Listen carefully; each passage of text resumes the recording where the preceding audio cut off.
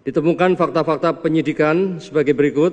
Yang pertama yaitu sampel beras premium merek Sentra Ramos Merah, Sentra Ramos Biru, dan beras Sentra Pulen yang didapatkan dari beberapa lokasi di pasar tradisional dan retail modern telah dilakukan uji laboratorium dengan hasil komposisi beras tidak sesuai dengan standar mutu SNI. Beras premium nomor 6128/2020 yang ditetapkan Permentan nomor 31 tahun 2017 tentang kelas mutu beras dan Peraturan Badan Pangan Nasional Perbadan nomor 2 tahun 2023 tentang persyaratan mutu dan label beras. Di kantor dan gudang produksi PT FS di Cipinang, Jakarta Timur, serta gudang produksi PT FS di Subang, Jawa Barat telah disita dan diambil sampel oleh petugas pengambil contoh PPC terhadap beras produksi FS sebagai berikut. Beras premium FSN merek Sentrawangi, barang di hold di lokasi gudang. Kemudian beras premium FSN merek Sentrawangi, hasil upgrade atau produksi ulang dari barang merek FSN Sentrawangi. Yang ketiga, beras premium FS Melati Sentra Ramos, hasil upgrade produksi ulang dari barang beras FSN Sentra Ramos kemasan hijau. Yang keempat, beras premium merek Kesik, barang bukti di hold. Kemudian beras premium FS Alfamart Sentra Pulen, hasil upgrade terhadap beras yang disita, penyidik telah melakukan pengujian di lab BPMPT Kementan RI dengan hasil beras Sentrawangi dan dengan status hold tidak memenuhi standar mutu. SNI beras premium nomor 6128/2020. Selanjutnya ditemukan dokumen instruksi kerja yang dibuat oleh PT FS menjadi pedoman dalam melakukan produksi beras baik premium maupun medium yang memuat standar mutu dengan parameter yang ditetapkan oleh Kepala Seksi Quality Control dan Direktur Operasional PT FS, di mana parameter tersebut tidak memperhitungkan penurunan mutu pada saat proses handling dan distribusi sampai dengan ke level konsumen.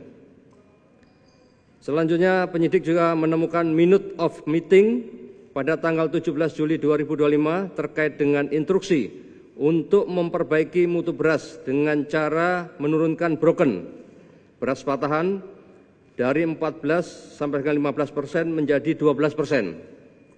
Setelah Menteri Pertanian mengumumkan hasil investigasi terhadap sampel beras medium dan premium yang tidak sesuai dengan standar mutu ke publik.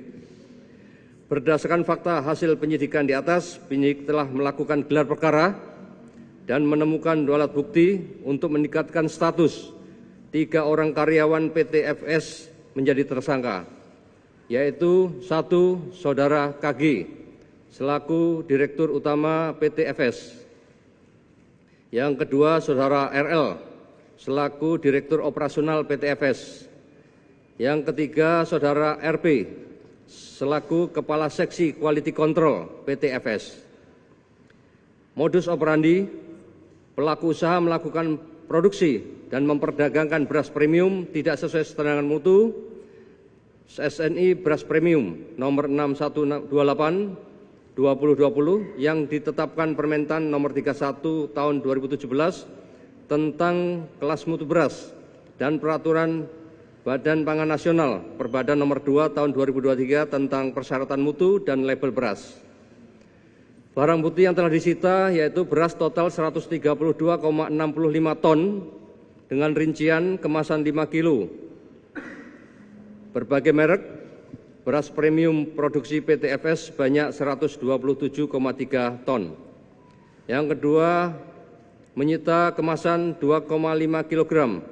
Berbagai merek beras premium produksi PT FS sebanyak 5,35 ton. Selanjutnya penyidik juga melakukan penyitaan dokumen legalitas dan sertifikat penunjang. Yang pertama, dokumen hasil produksi, dokumen hasil maintenance, legalitas perusahaan, dokumen izin edar, dokumen sertifikat merek, dokumen standar operasional prosedur, pengendalian ketidaksesuaian produk dan proses, serta dokumen lainnya yang berkaitan dengan perkara. Selanjutnya, hasil uji laboratoris di Laboratorium Kementan RI terhadap 4 merek sampel beras premium, Sentra Ramos Biru, Sentra Ramos Merah, Sentra Pulen, dan Sentra Wangi. Pasal yang dilanggar, tindak pidana perlindungan konsumen yang dilakukan oleh para tersangka, yaitu melakukan memperdagangkan produk beras yang tidak sesuai dengan standar mutu pada label kemasan sebagaimana dimaksud dalam pasal 62 junto pasal 8 ayat 1 huruf A dan F Undang-Undang Nomor 8 Tahun 99 tentang Perlindungan Konsumen yang berbunyi tidak sesuai dengan janji yang dinyatakan dengan label, etiket keterangan, iklan atau promosi, penjualan barang atau jasa tersebut dan atau pasal 3, pasal 4 dan pasal 5 Undang-Undang Nomor 8 2010 tentang TPPU, tindak pidana pencucian uang. Ancaman hukuman pasal 62 perlindungan konsumen yaitu 5 tahun penjara dan denda 2 miliar rupiah. Sedangkan Undang-Undang TPPU pidana penjara 20 tahun dan denda 10 miliar. Rencana tindak lanjut penyidik setelah dilakukan penetapan tersangka tersebut yaitu melakukan pemanggilan dan pemeriksaan terhadap 3 orang tersangka.